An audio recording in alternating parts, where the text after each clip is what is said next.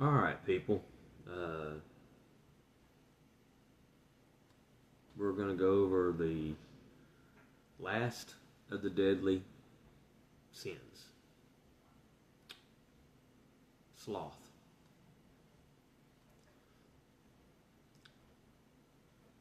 We'll go through this evening real quick, or try to real quick, and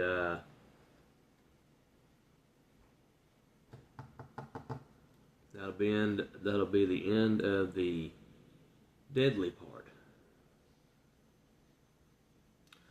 So let's. I hope you guys have been learning something out of this.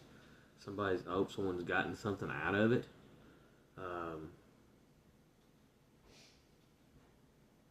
Anyway, let's get started.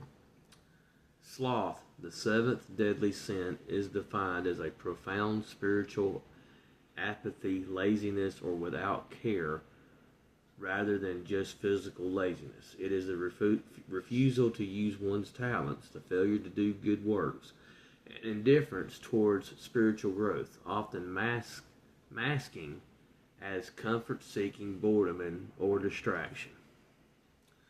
Key aspects: spiritual inertia, a refusal to love God and neighbors, often resulting in weariness of work and neglecting spiritual duties. More than laziness, while often mistaken for being a couch potato, it is deeper, including profound indifference, despair, and a willful failure to pursue the good. Rooted in Acedia. Historically, monks described it as a midday demon, a 2 p.m. slump leading to boredom, apathy, and restlessness. Hidden danger, because it is a sin of omission, not doing what one should do. It is often considered the most easily neglected yet insidious of the deadly sins. Demonic connection, according to Peter Bensfield, 1589 classification.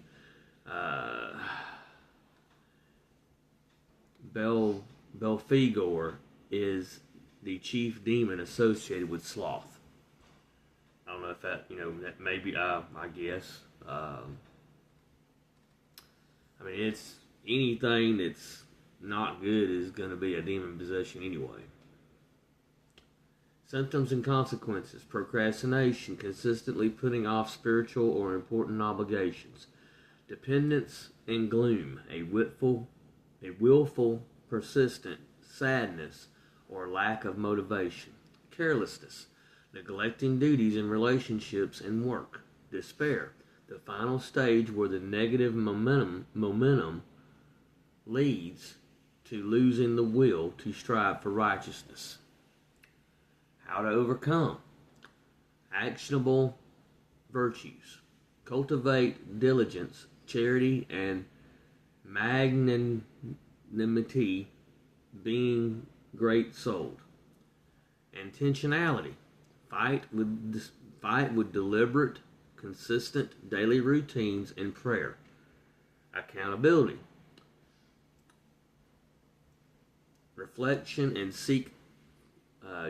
use reflection and seek community to stay on track.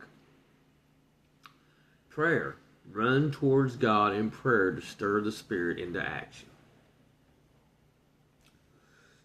Now I'm going to read you some scriptures about sloth and laziness. And you're welcome to go look at these yourself and write them down. Proverbs chapter 19, verses 15. Slothfulness casteth into a deep sleep, and an idle soul shall suffer hunger. Proverbs chapter 21, verse 25. The desire of the slothful killeth him, for his hands refuse to labor. Proverbs chapter 26, verses 13 through 16, describes the slothful person as making excuses. There is a line in the way, being sluggish, saying, as the door turneth open his hinges, so doth the slothful upon his bed. Let's go look at, that's only 3 verses. Let's go look at that. so we can read the whole thing. I should have already had this pulled up. I didn't realize that it was going to do that. Alright, here we go.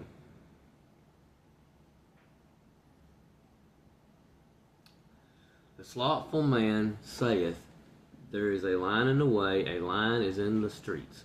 As the door turneth upon his hinges, so doth the slothful upon his bed. The slothful hideth his hand in his bosom, if grieveth him to bring it again to his mouth. The sluggard is wiser in his own consent than 7 men that can render a reason. Now back to these other scriptures. Proverbs chapter 12 verses 24. The hand of the diligent shall bear rule, but the slothful shall be under tribute. Proverbs chapter 12 verse 27. The slothful man roasteth not that which he took in hunting, but the substance of a diligent man is precious. Proverbs chapter 6 verse 6. Go to the ant, thou sluggard, consider her ways, and be wise. Romans chapter 12 verse 11. This is NIV version, even though I usually do King James Version, but it says it's similar to the King James Version. Encourages not to be slothful in business, but be fervent in spirit, serving the Lord.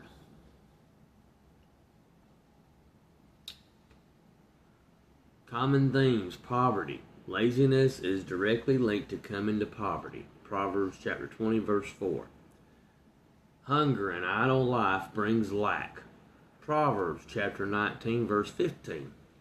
Excuses. The slothful person creates imaginary obstacles to avoid work. Proverbs chapter 26 verse 13. Now I'm reading what the verse is before I give you the verse. Just so you know that. Spiritual application. Beyond physical laziness, these verses often serve as warnings against spiritual apathy and neglecting one's duty to God. So yeah, when we're talking about poverty, I read the statement about poverty, and then I gave you the book, chapter, and verse. Hunger, the same thing. Excuses, the same thing. So just so you're clear on that. So, with that being said,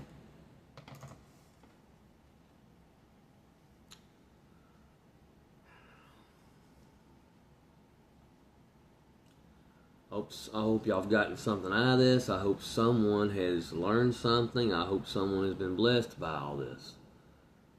This concludes the 7 deadly sins in the Bible. Next will be the exact opposite of those deadly sins.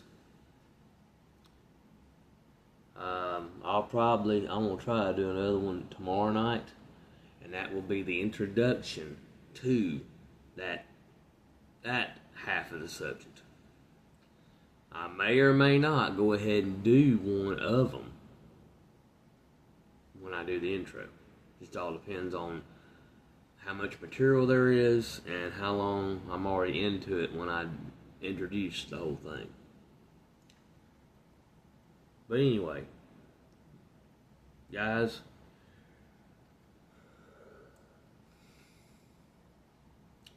thank you for watching. Thank you for subscribing. Thank you for liking it, sharing it, disliking it, commenting on it, everything.